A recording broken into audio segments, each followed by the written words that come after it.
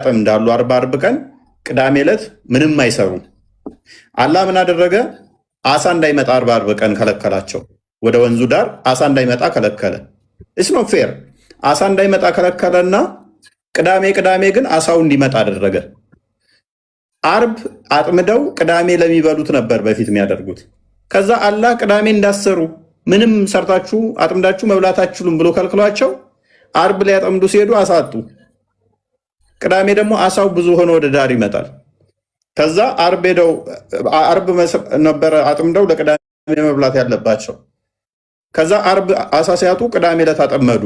እንዴት ቅዳሜ ቀን ትሰራላችሁ ብሎ ወደ ዝንጀሮ ከርከሮነት ቀየራቸዋል ሰዎቹን። ቅዳሜ የሚሰራው አላህ ብቻ ስለነበር ማለት ነው። በሰንበት ሜቢ ክፍሉን አንብበው ላንብብላቸው። ሱረቱል በቀራ አንቀጽ 65 ላይ እንደዚህ ይላል፣ እነዚያንም ከእናንተ ውስጥ በቅዳሜ ቀን አሳን በማጥመድ ወሰንን ያለፉትንና ለእነርሱ ወራዳዎች ስትሆኑ ዝንጀሮች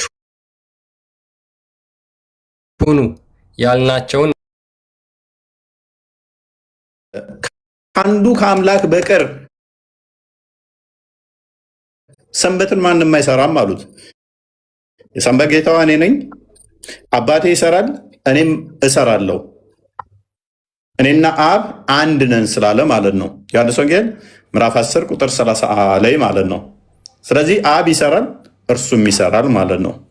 በዚህም መሰረት አንድ ክርስቲያን ወጣ። ስለዚህ የሰንበት ጌታዋም እንደሆነ በሰንበትም እንደሚሰራ ከአባቱ ጋር እኩል የተካከለ ስልጣን እንዳለው ነገረን። ከዚህ ምን ቴዎሎጂያችንን ከዚህ እንዴት እንትን እንገነባለን?